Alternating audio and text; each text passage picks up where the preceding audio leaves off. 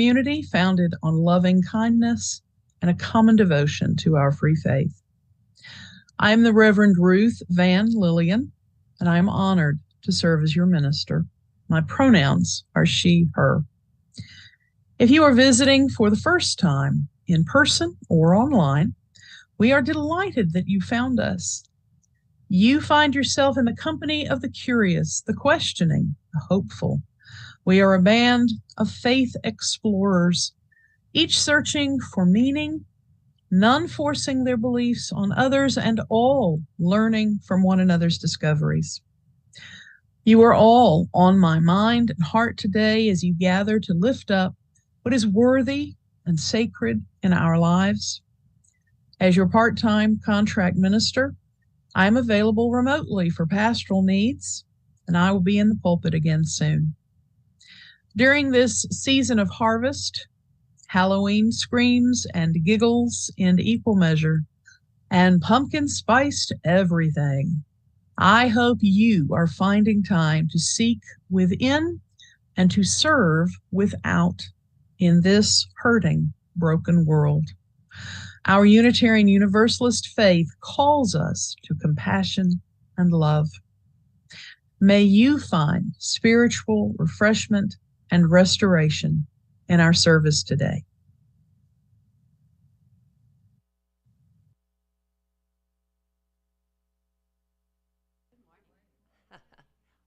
There we go. I'm Shar Farley, and I'm a member of this fellowship, and I'm going to be your service leader today. Um,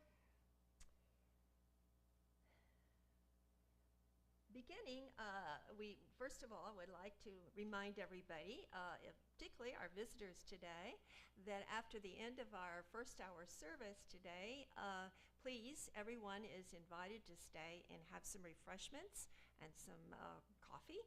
And then at about 11:15, our adult second hour classes will begin.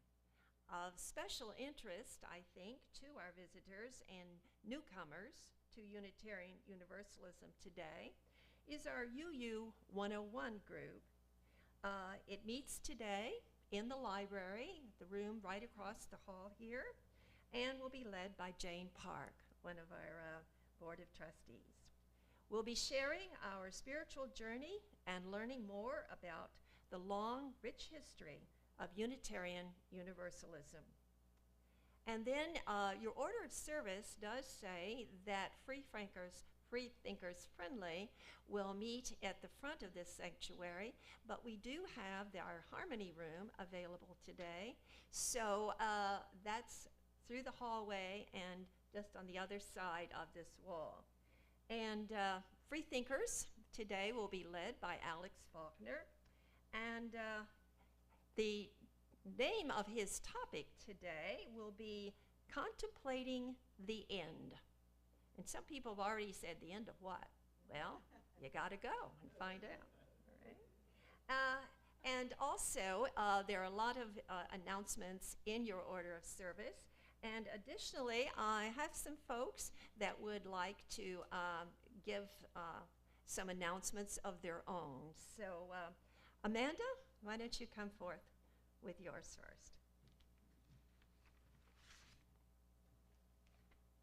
Hey, just a reminder of what we talked about last week, that the last Sunday before Halloween is not going to be a normal service, it's going to be dinner church, meaning it's a potluck instead of a church service. So you still come at 10 o'clock, but we'll have all the tables set up in the back. And instead of just snack people bringing snacks, everybody is welcome to bring any kind of brunchy food. We do have a sign up in the back for people who would like to decorate tables. We've got a few signed up so far. We have a lot of Halloween themed things that you can use back in the stage room to decorate, or you can bring things from home and decorate a table and then take it home with you when you're done. All of our church service will take place kind of intermingled with the potluck. So it should be interesting. Hope you can make it. And wear your costumes the Sunday before Halloween. It's the 29th.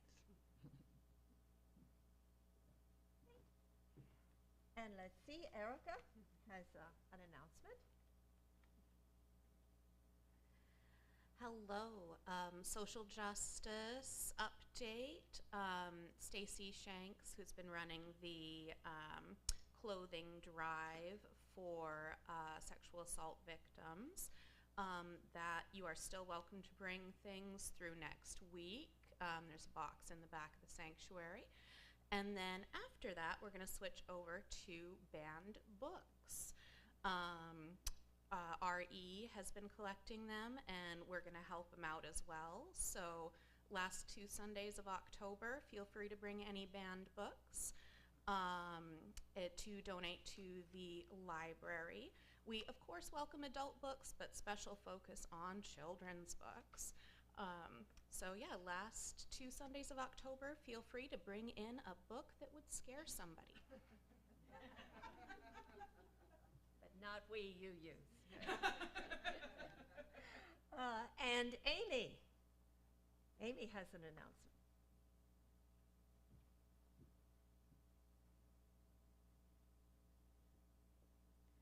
So on behalf of RE and the children, we've been on the back table for several weeks now. We're collecting funds for Saving with Soul Pet Rescue in Fort Walton Beach, mainly because that's where my kitty came from, and several other people's little dogs came from there. And we have 2 jars set up. One is for cats and one is for dogs. And right now it looks like the cats are winning, which is fine with me. But I also just found out that they're planning a new facility in Crestview. They've got the land, they've got the building, and they've now got a vet, and they will be setting up a low-cost spay-neuter clinic in Crestview, which Okaloosa County hasn't had. So they really are in need of your funds, and this is a contest. So in a couple of weeks when we open those jars, we'll see if the cats won or the dogs won.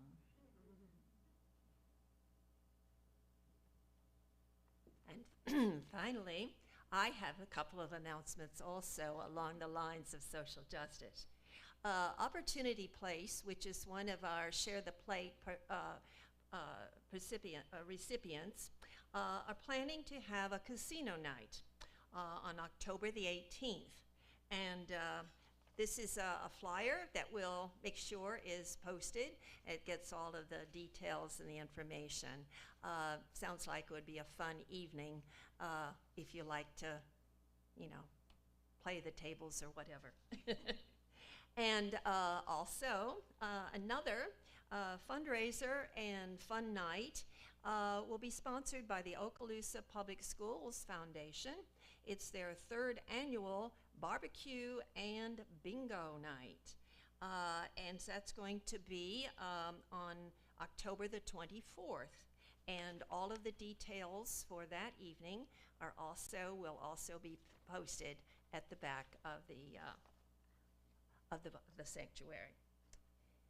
And just a reminder, we have a lot of families traveling today, but I do see the Hallets.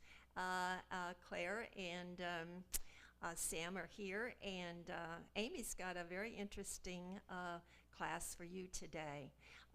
Please remember, Melissa and Alex, to sign your children in and then sign them out when you come to pick them up. And now, the prelude will lead us into our service.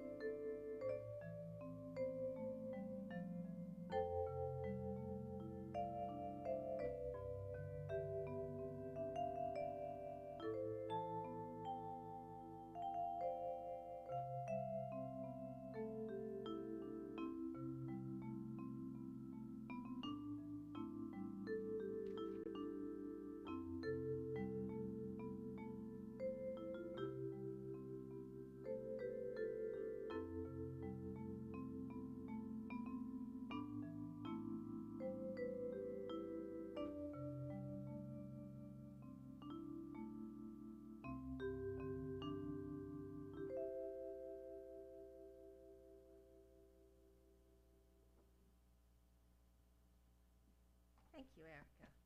Claire will light our chalice this morning.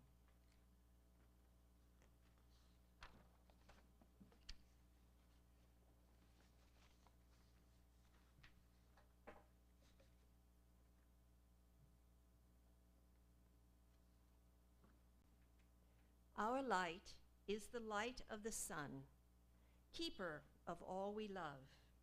Our light is the light of the earth, provider of sustenance. Our light is the light of all living things, life precious like our own. Our light is the light of each of us, bound together in need and hope. Our light is the light of the cosmos, keeper of all we know.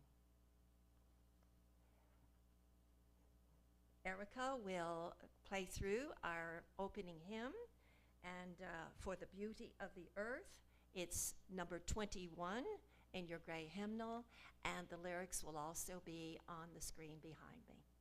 Please stand as you're willing and able. Thank you.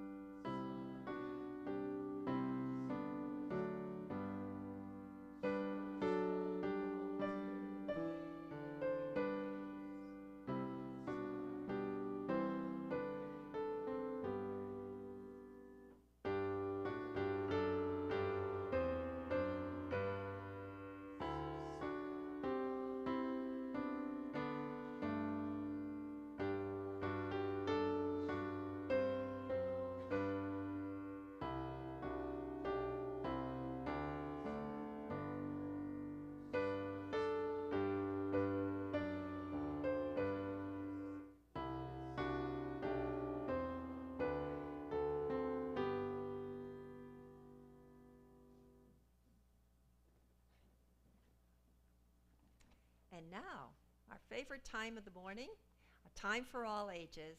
Miss Amanda has a great story for you this morning.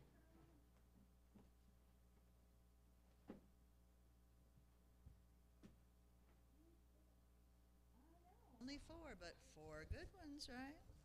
And it is for all ages, right? So, some years ago, a woman named Joni Mitchell wrote a song, and it said, "We are stardust. We are golden. We are billion-year-old carbon." That doesn't seem very likely, does it? When I look at me, I said, billion-year-old atoms in me? I'm not that old. But as it turns out, as you know, scientists do agree with her. In fact, astrophysicists, and one of them wrote this book, an astrophysicist, that's a mouthful. They study stars and planets and galaxies, how they're made, what they're made of, and how they change over time. And they also think that all the atoms in you, those teeny little bits like the calcium and the iron and the oxygen and the hydrogen and the carbon, that all those atoms, which actually make up everything around us, came from stars long ago and far away, somehow went through space, maybe became part of the earth when it was first made, these little bits of you. Maybe it became a rock, that carbon atom, and maybe the rock broke down and soaked into the water and got soaked up by plant roots. Maybe it got eaten by animals. On and on and on, those atoms could be parts of so many different things until they became parts of you. That's such a pretty picture. I wanted to show you the whole thing. And then I'm going to take this off because it falls. There we go. So this is called Child of the Universe. My father says I am made of stars. He turns off the light so it is dark. We look at the moon from the edge of my bed. The universe conspired to make you, he says. Just like the sun gives shine to the moon, you light up the world beyond this room. Like the majesty of the Milky Way's grace, your curly hair swirls over your face. There are galaxies in your smile so wide, the cosmos is reflected in the depths of your eyes. Like faraway planets only telescopes can see, with hills and valleys, glaciers and seas. You are grand and marvelous, strong and mysterious. The history of the world is in your fingertips. We're going to turn it this way. The iron in your blood, the calcium in your bones, are made up of stars that lived long ago. Your atoms spin like Saturn's rings. You are a part of everything. And we've got some gorgeous pictures. Part of everything. The atoms are spinning. The electrons in the atoms. You are part of constellations and Arctic ice, of waves that move at the speed of light, of starbursts brighter than fireworks. You are a child of the universe. Now get under the covers. My father says it's time for you to go to bed. He tucks me in, and through the window I see the great full moon smiling back at me. I close my eyes, and tonight I'll dream of stardust and planets and all that's in between. You know, all the religions of the world have their own stories about where we came from and where we go after we die. But maybe we could all agree, at least on one thing, that one way of we're connected to all the universe through our atoms, through all those little bits of you that used to be part of something else and then something else and something else. And it's pretty cool to think about, when I'm gone, what are the parts of me going to be part of next? It's a really big idea. So thank you for pondering it with me.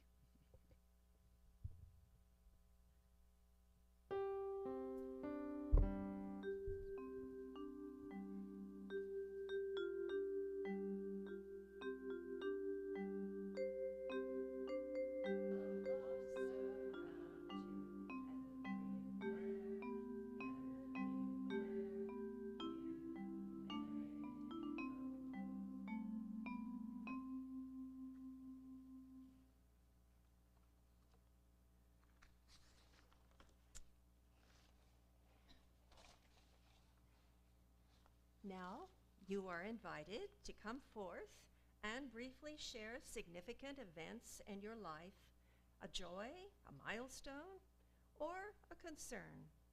Please tell us your name, place the pebble in the bowl, and in a few words, share, so that we might support and celebrate together. We ask that you not divulge personal health issues or other personal information of another person unless you have their permission.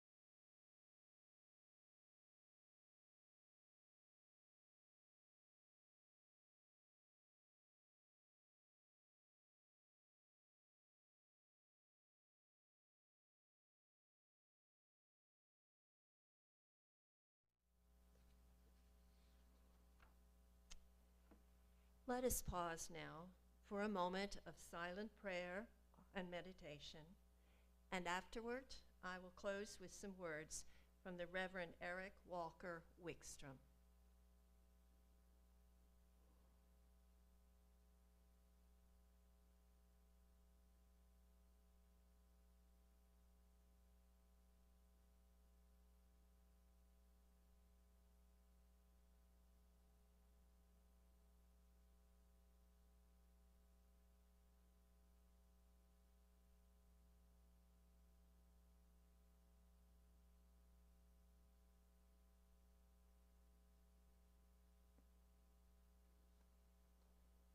Prayer is not about leading the universe towards some desired outcome.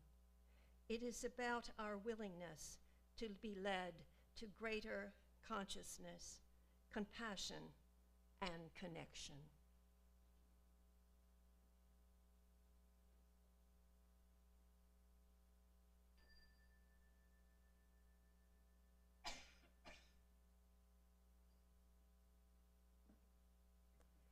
Our fellowship is supported solely by your pledges and donations. If you're paying your pledge today by a check, please write pledge on the memo line.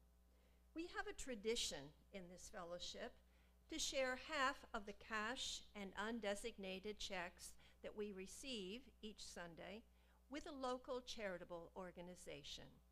This month, we are giving to Shelter House. Shelter House of Fort Walton Beach supports victims of domestic violence by providing shelter, intervention, and primary prevention programs to the community through education, awareness, and advocating for social change. Your generosity is appreciated. Will our greeters now please come forth to receive the donations?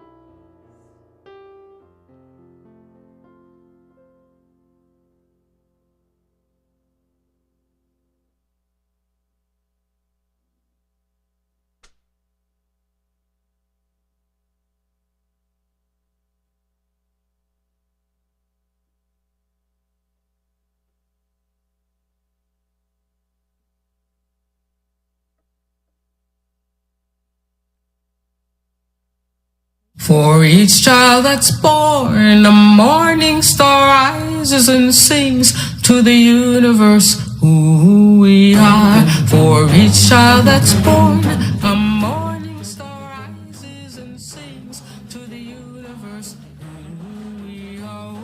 For each child that's born, a morning star rises and sings to the universe who we are.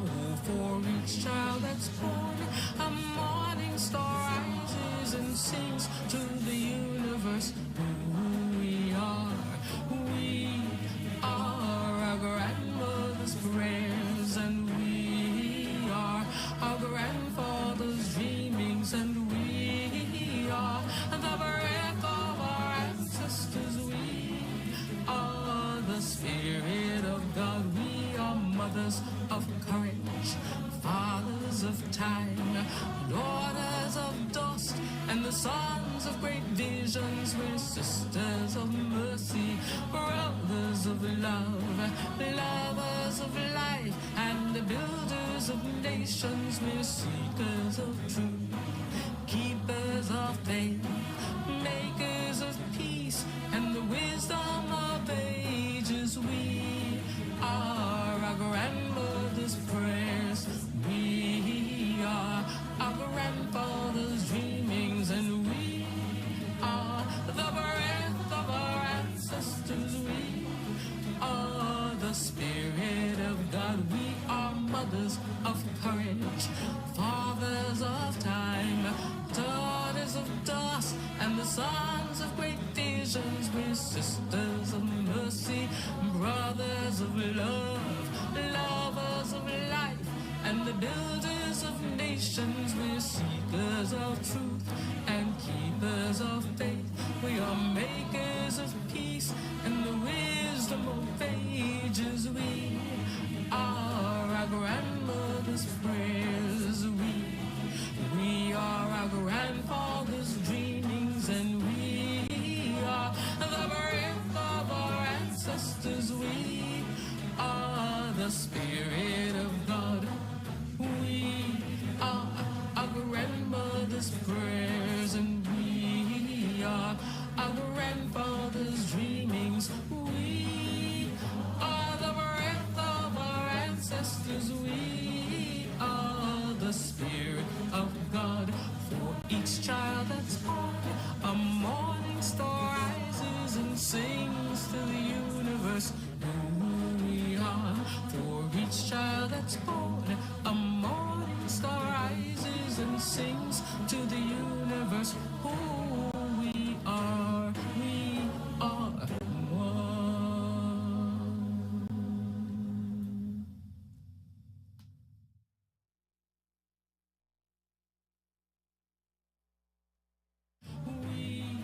Our grandmother's prayers, and we are Trustees of our sister UU Fellowship of Bay County, Panama City, Florida.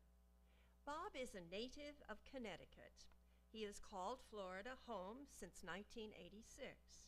He's a long-time UU, having found his way to Unitarian Universalism through being a lifelong social justice activist.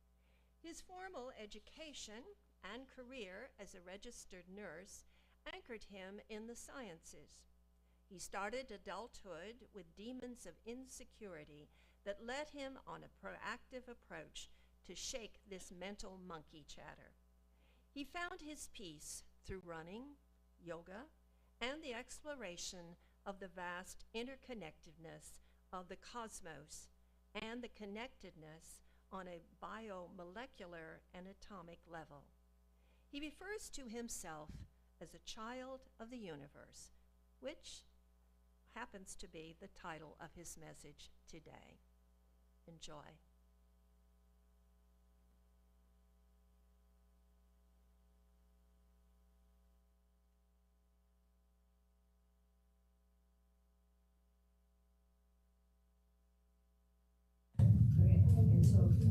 What do you say, boss? Good, good.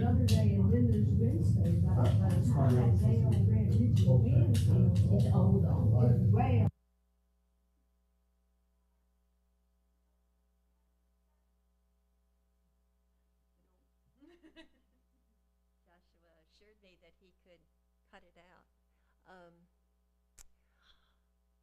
Let's go a little further, if everyone will just bear technology. It's just great. I love it. It would probably be about halfway through. It's about a 20-minute.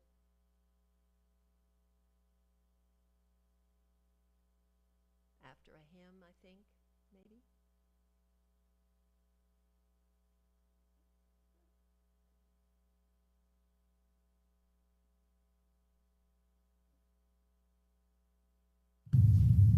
You are a child of the universe. An affirmation of my belonging comes through a deeper understanding of our cosmology. This scientific, spiritual understanding has awakened a profound sense of belonging within me.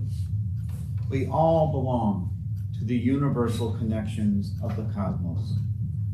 In our 7 principles, there is an interdependent web of all existence, of which we are a part.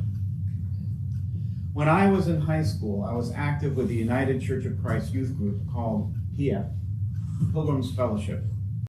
One of the members had a poster called Desiderata.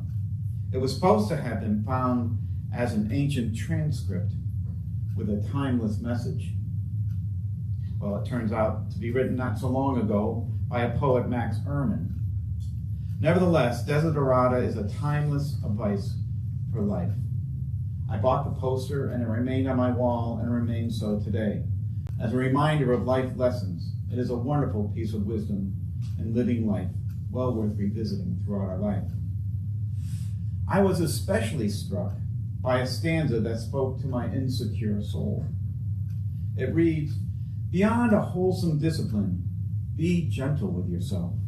You are a child of the universe, no less than the trees and the stars. You have a right to be here." What spoke to me at that moment was, "You are a child of the universe. You have a right to be here." I read the line over a number of times. It was my first understanding that I needed to affirm my sense of connection and belonging to socially, and in a deeper sense, belonging here in this life. I had a deep-seated existential alienation. This lack of connection had practical implications, with anxiety, social awkwardness, and trouble focusing in groups. The Big Bang event occurred 13.8 billion years ago. The universe evolved from a pinpoint of density and energy that came forth in an explosion, setting in motion the creation of, amongst many other things, all of the basic elements of hydrogen and helium. This explosion, the Big Bang, was followed by massive thermonuclear explosions over the next 300 million years. That created almost all the elements on the periodic table, including all of the carbon and oxygen that are the necessary building blocks for life. When I say all, this event created all of the atoms. That means after the Big Bang, there is no longer a significant generator of new atoms. Some of those molecules, like most of all of our water, that makes up our oceans and rain and lakes and our bodies, come from asteroids crashing into the earth. These moments of creation account for almost all matter that serves to build our physical experience. We are stardust, the same dust that accounts for all of creation. In Ecclesiastes 3:20, Solomon declared, "All go to the same place. All come from dust, and all to dust return." We are made from the very same elements that formed in those thermonuclear explosions that form us and our beautiful earth, our home. This connectedness to the universe accounts for my sense of belonging in a meaningful way. We are the children of the universe and have a right to be here, no less, and I will also add, or no more, than the trees and the stars. This profound sense of connectedness is a comfort to me, that even more so comforts me as I approach aging and death. It is the grand circle of life, the grand evolution of the universe. It is through our death that our children and all prescient life beings get to experience life. For if we do not die, there is an ever-expanding mass of life forms. We inevitably outgrow our space, and that would be the end. Our act of breathing connects us all to the life forms. As we breathe the same oxygen as our ancestors, the same oxygen as our grandparents, the Romans, the dinosaurs, we all share the same molecules. Our flesh has the recycled molecules of our ancestors and bugs and plants and life forms and earth. We are connected to the plants and other animals through the reciprocity of breathing, the cycles of life and death, and the shared life force and spirit within. This counts as a sense of purpose. That is, to develop an awareness of our connections and become one with the whole community of life on earth, the pulsing universe.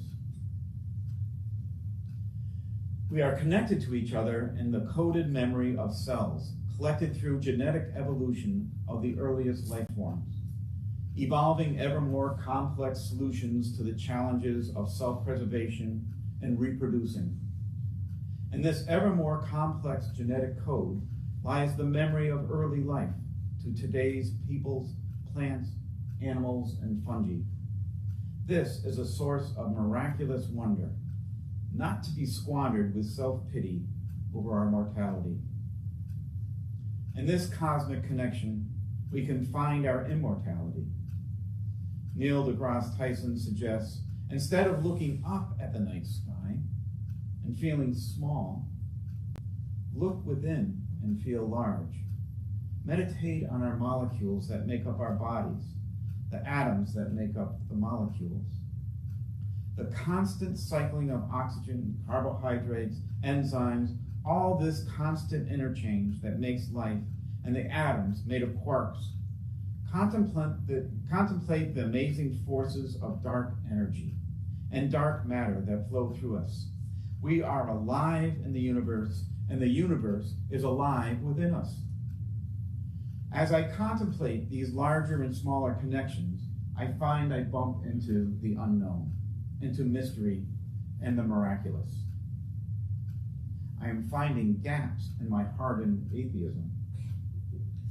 For sure, that we are alive at all is to experience life, that we are alive at all to experience life is enough for me. But I am finding this awareness of our connectedness to everything sparks a mysterious spiritual awakening. I do not know what these gaps in my atheism mean, but I love to push my envelope of understanding. I find myself entertaining the wild possibilities beyond the known. There is a lot more, so much more, that we do not know than what we do know. We humans have always deluded ourselves about the depth of our knowledge. We have barely got our feet wet in the ocean of knowledge. Most of the universe isn't even available to our senses to allow us to ask questions. We don't have the language. I have yet to interconnect that essence of spirit that enters the body at birth and leaves the body at death. Is there a connection of our spirit to cosmology? Understanding that essence of life is profoundly important to me to help me find understanding of this quixotic spirit.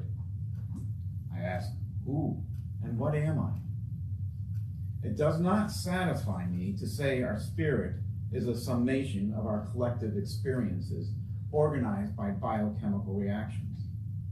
There is something more. But what? Well, here again I come to a dead end. I love to hang out in that space, pondering, but I find it seems the cosmos is neutral. I sense no passing on of this spirit. This spirit appears to be totally dependent on our physical body that is woefully finite in function. The universe is indifferent. I come to find no deity under that rock, although it does seem promising. Science is not positioned to answer these questions, at least not in this point in time. These questions for now are in the wheelhouse of religions. What is that spirit that leaves our bodies at death is one of the puzzles that falls to religion. Perhaps the answer lies in our egotism. Our egotism that makes this question so important. Our value judgment favoring intelligence, complexity, and life itself, and the grand scheme of things. Intelligence, and even life, may not weigh heavily on cosmology, except to us, of course, personally, in this brief speck of time and our existence, our intelligence and life itself seems to mean everything. Here, my sense of connection of spirit to the cosmos yields to the unknown. For now, as my cellular synapses are active and interconnected, it is enough. I am full of gratitude that I get to have the joy of wonder. Neil deGrasse Tyson says, but lighten up. You matter, unless you multiply yourself by the speed of light, and then your energy. Neil deGrasse Tyson, in his book Cosmic Queries, speculates some possibilities of what was before the Big Bang. The false vacuum, the big bounce, multi-universes. These queries expand our connectedness through the possibilities of another door, beyond the beginning. All this is admitted speculation, but it is done in the spirit of looking at science's edges, based on science's best hunches. Considering these pre-Big Bang speculations allows us to conjure up an infinite aspect to the cosmos, a connectedness that has no boundaries in time. I was taken by an article on the mathematics of probability applied to existence of life in the inner and outer reaches of our universe. With many billions of galaxies hosting many more billions of stars and many more billions of planets orbiting the stars, there is a probability to a point of near certainty that life exists in many forms, to the point that there may be a life form somewhere else, named Robert Gilmore, somewhere in the cosmos speaking at a pulpit. I find it fascinating to ponder when looking up into a clear night sky. Not only are we not alone, but the variations of possible life forms is beyond science fiction. It is likely limitless in variation. The connectedness to the evolving coded cell structures on this planet, to our thriving bodies, to other life forms, is trumped by the greater vast connection of the web of dark energy and dark matter throughout our universe. And we learn that dark matter, better understood as if called dark gravity, makes up much more of our universe than all the atoms and molecules that make shape and form. And dark energy is even greater, making up well over half of our known existence, our known universe. We know dark matter and dark energy exist, but here it is. Scientists have no idea what they are. Indeed, this dark matter freely flows through you and I in the space between our molecules. And here's another puzzler. Quantum physics incredibly has made the case that energy can exist in more than one place in time. This improbable notion fuels breakthroughs in applied science into our daily computer devices and our GPSs. What mystery. In the 1600s, Enlightenment opened a door to understanding the cosmos to all, a democratizing of science previously enjoyed by academic and religious intellectuals. You and I would not at that time be privy to the teachings of astronomers. We have made incredible leaps forward with countless applications impacting everything from the mundane to the fanciful of our lives. I am grateful this knowledge is so readily available and that our country sees the importance of the Hubble and the James Webb Telescope. They are worth every cent. Here is Albert Einstein's thoughts on feeling connected to the universe. A human being is a part of the whole called by us universe, a part limited in time and space. She experiences himself, her thoughts and feelings as something separate from the rest, a kind of optical delusion of consciousness. This delusion is a kind of prison for us, restricting us to our personal desires of affection for a few persons nearer to us.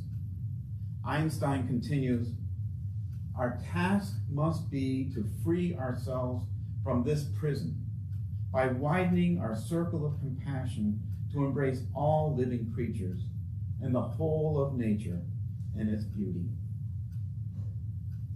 The interdependent web of all existence of which we are a part. Ever widening our circle of compassion to include all here, right now. To expand to take in all of our friends and family, to all of our community and all humans and other existential connection to all sentient beings that share this, our home, Earth, and the cosmos. ever widening our circle, to take in the full meaning of our atoms and molecules that share a moment of creation in the Big Bang, when all of everything sparked out of a speck of potential energy. To have awareness that we are the stardust created in those thermonuclear explosions that created all matter, the rainbow of our periodic table. We share the dark matter that freely flows through us, this wonderful, vibrating universe. We are and ever will be connected. We are indeed the children of the universe. And welcome. Namaste. So may it be.